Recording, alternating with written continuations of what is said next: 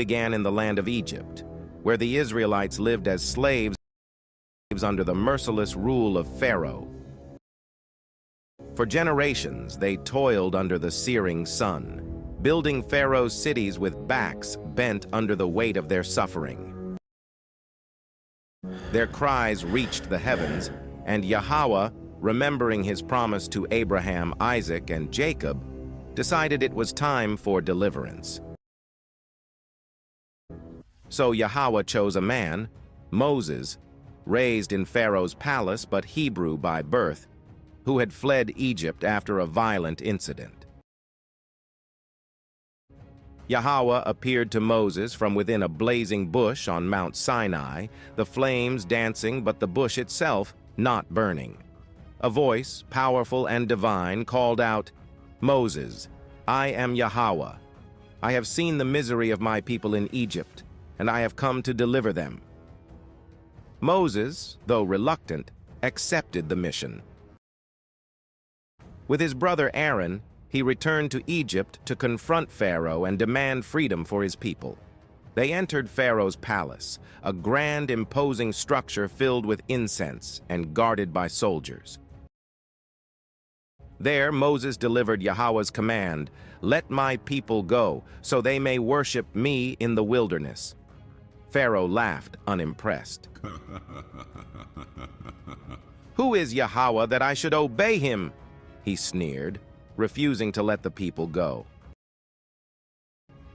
Then Yahweh began to unleash plagues upon Egypt, each more terrible than the last.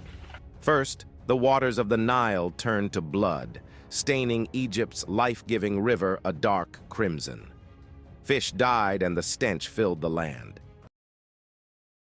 But Pharaoh hardened his heart, and the suffering continued.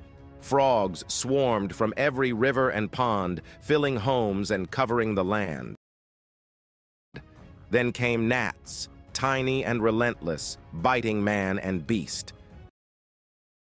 Yet Pharaoh would not relent. The plagues grew worse. Flies swarmed, diseased livestock perished. Boils broke out on people's skin.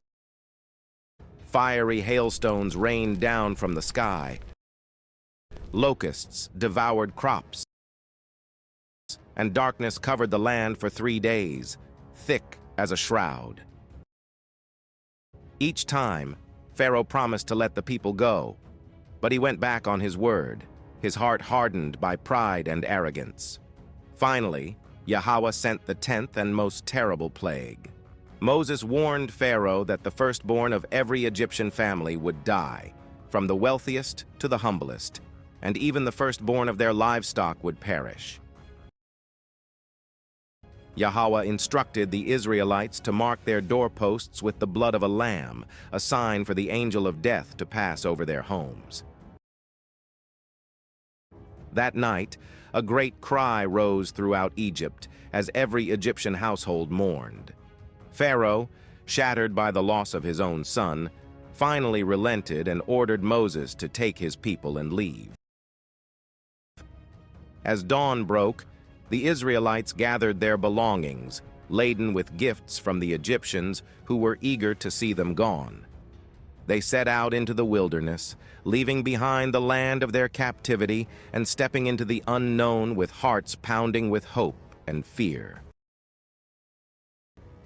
But as they journeyed, Pharaoh's grief turned to fury, and he regretted letting the Israelites go. "What have we done, letting our slaves escape?" he bellowed, rallying his chariots and soldiers. The Egyptian army, a terrifying force of chariots and horsemen, pursued the Israelites, determined to bring them back. Soon, Moses and the people reached the edge of the Red Sea.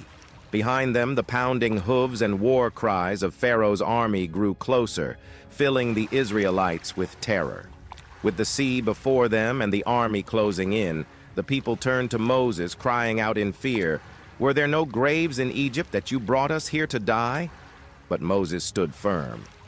"Do not be afraid," he declared, his voice steady. "Stand still and see the salvation Yahweh will bring you today." Raising his staff over the water, he called upon Yahweh, and suddenly a mighty wind began to blow, parting the waters of the sea. Before their eyes, a path opened through the waters with towering walls on either side. The people stared in astonishment, their fear transforming into awe. Moses led the way, and the Israelites stepped onto the seabed, walking through the watery canyon in awe and trepidation. Children clutched their parents' hands, their eyes wide as they passed through the surreal corridor. They moved quickly, glancing back to see the Egyptians still in pursuit, the sounds of chariots echoing louder. As the last Israelite stepped onto the far shore, Moses raised his staff one final time. With a roar, the walls of water collapsed, crashing down upon the Egyptian army. The chariots were swept away, horses and soldiers lost in the powerful rushing water. The sea returned to its place, calm and unbroken, leaving no trace of the Egyptian forces. The Israelites watched in stunned silence, realizing the magnitude of their deliverance. The sounds of Pharaoh's army were gone, replaced by the gentle lapping of waves. Then a cheer went up, a cry of victory, of joy, and of newfound freedom.